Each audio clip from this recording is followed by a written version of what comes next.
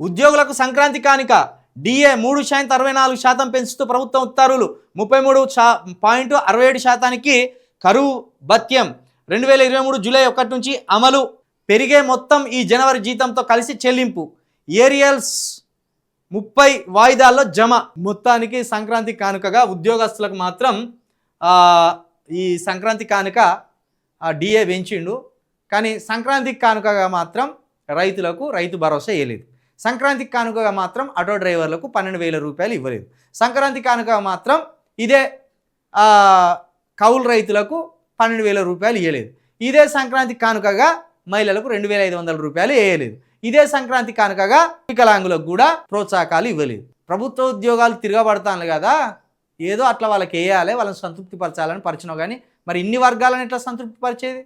వీళ్ళు అసలు మనుషులు వాళ్ళు కాదా ఇంకా వీళ్ళకన్నా నెలవారీ జీతాలు వస్తానే కదా వీళ్ళు అవినీతి చేస్తారు అక్రమాలు చేస్తారు వీని దోసుకుంటారు ఏదో రకంగా వాళ్ళ జీవితాలు గడతా ఉంటాయి కానీ నువ్వు ఇతరులకు ఇస్తాన్న హామీలు మాత్రం ఇప్పటివరకు ఇవ్వలేదు